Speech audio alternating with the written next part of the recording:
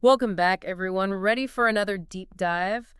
Today, we are going way back to the early days of Christianity Hmm. to explore this really intriguing text. Okay. It's called Exhortation to the Bride of Christ.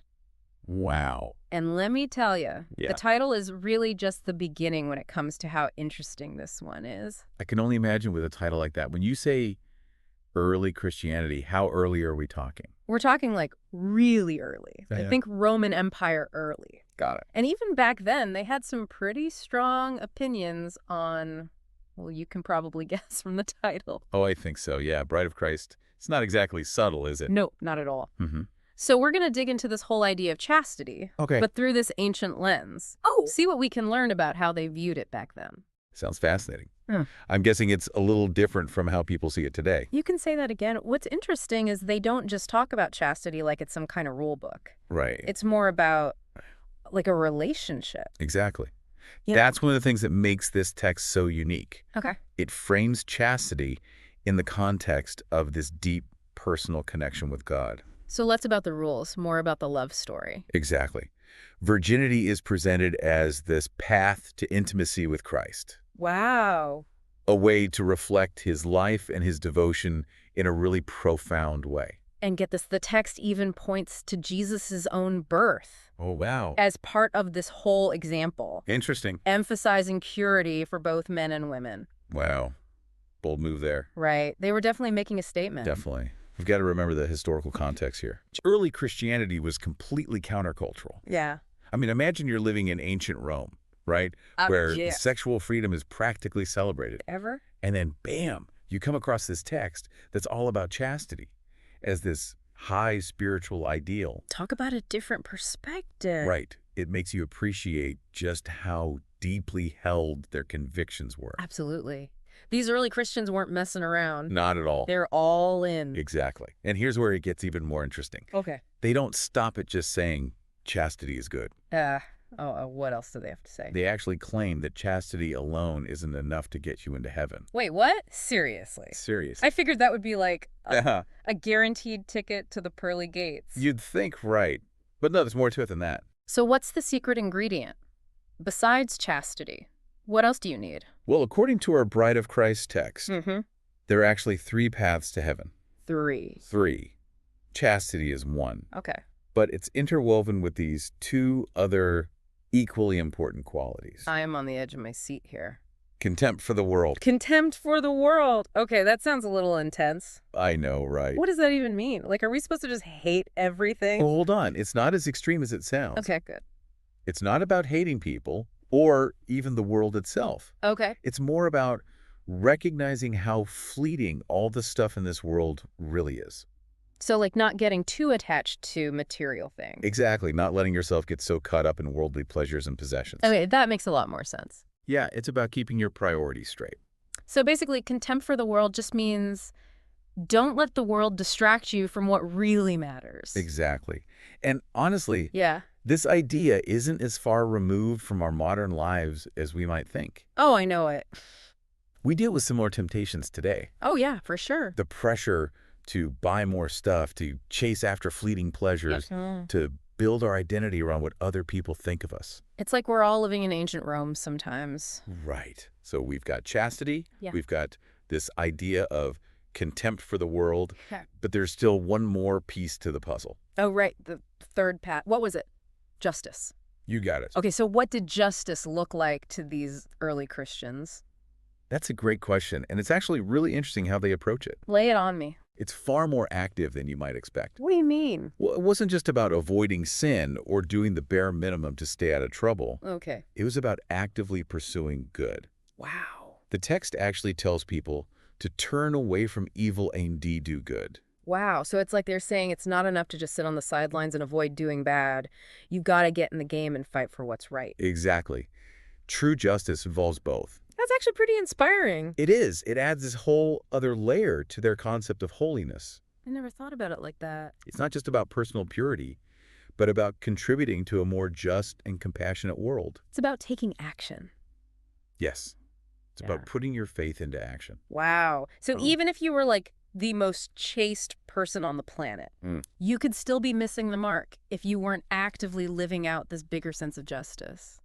Precisely. That's wild. It really highlights how interconnected these three paths are. Yeah. Chastity, contempt for the world, Yeah. and justice. You're all connected. They weren't seen as separate virtues, Right. but as threads woven together in this tapestry of a truly Christian life. I like that. A tapestry. Okay, that's a good place to pause for now. Okay, But don't go anywhere. we'll be right back after this quick break.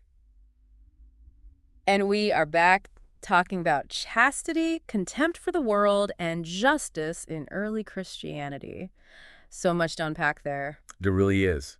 And it gets even more interesting. Oh, how so? Well, you know how we were talking about all those different paths to heaven they were laying out? Yeah. Well, they didn't stop at just like the big picture stuff. Okay. The text actually gets really specific about how a virgin should actually live out these virtues. Really? Like it's some kind of ancient Christian self-help guide. Uh-huh. Yeah, kinda. So what kind of things does it say? Give me the juicy details. Well, for one thing, there's this big emphasis on holiness of body and as her spirit. Ah, so it's not enough to just like act the part on the outside. Your heart has to be in it too. Exactly. They were really big on that inner transformation. And get this, Yeah. they even use this really striking image. Okay, I'm intrigued. Tell me more. Instead of literal makeup, Right. they say a virgin should cultivate the rosy color of modesty. Wow, that's kind of poetic, don't you think? Totally. And they don't stop there. It says they should wear the perfume of wisdom. Okay, that's a little extra, but I kind of love it. It's like they're saying true beauty comes from within, your character, not just your appearance. Right. Totally different from what the Romans were pushing, that's for sure. Yeah, talk about a breath of fresh air. So basically they're saying, forget the fancy clothes and makeup. Focus on developing your inner beauty. Exactly. And it's not just about vanity either. It connects to this bigger idea of representing something greater than yourself. Oh, how so? Well, the text compares virgins to noble women. Okay. And just like those noble women were expected to reflect their family's status through how they acted, Oh, I see. a virgin, as a bride of Christ, represents God himself. Wow. So no pressure there, right? Right. It really makes you think about what it means to embody your faith in a way that inspires others, and not through flashy displays, but through, the quiet dignity of a life well lived. Yeah. It's like in our world of social media and everything being so picture perfect, it's easy to forget about the inner stuff. It really is. But this text reminds us that true transformation happens on a much deeper level, in those quiet spaces of our hearts and minds. It's almost like they're speaking directly to us centuries later. I know, right? It's kind of wild how relevant it still feels. It really is. But hey, I think we need to take a quick break to process all this wisdom. Okay, and we're back. I don't know about you, but this whole conversation about early Christians and chastity, it's really got me thinking about What's that? this idea of inner transformation. Oh, absolutely. Yeah, that's really at the heart of what this text is all about. Right, like they could have just given us a list of rules about chastity and called it a day. Easy peasy. But they didn't stop there. Not even close. They keep pushing further, Deeper. challenging us to really examine our motivations, our desires, our true selves. It's about so much more than just outward behavior. Exactly.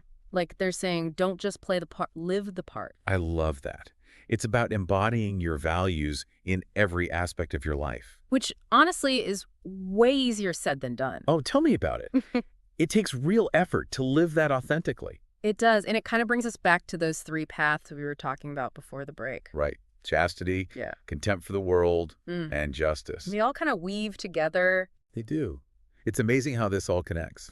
It is. It's like, even though we started out focused on this very specific idea of chastity, we've actually uncovered this much bigger message about what it means to live a life of purpose. A life that really means something. Exactly. And what I find so fascinating is how the text brings all these different ideas together. It's true. It's not just about being chaste or rejecting worldly pleasures or fighting for justice. Right. It's about how all of those things work together. Exactly. They support each other. It's like they create this incredible synergy. They do. They create this life of integrity. And ultimately, it all comes back to that image of being a bride of Christ. Yes. Reflecting his love, his compassion. His unwavering commitment to justice. It's a powerful image. It really is. There's this one line from the text that really stuck with me. Oh, yeah. What is it? It says, if you want to be with Christ, you must live by Christ's example. Wow. That's powerful. Right. And it goes on to say that it's not enough to just follow the rules. It's about letting his teachings transform us, how we treat every single person we meet. Wow. Even our enemies. That is a high bar. It is. And honestly, in today's world, where it's so easy to just retreat into our little bubble. Our echo chambers. Yeah, and just write off anyone who disagrees with us. It's true. This idea of treating everyone, everywhere, even our enemies, with that kind of radical love and compassion. It's radical. It's challenging. It's inspiring. It is inspiring. And you know what? That's actually a perfect place to wrap things up for today. Wow, time flies when you're having fun with early Christian text. It really does. But before we go, I want to leave you with this one last thought. Okay. How can you, in your own life, live by Christ's example? That's a great question. One we could probably spend a whole other deep dive unpacking. We probably could. But for now, I'll leave that with you. Sounds good to me. Thanks for joining us on this journey.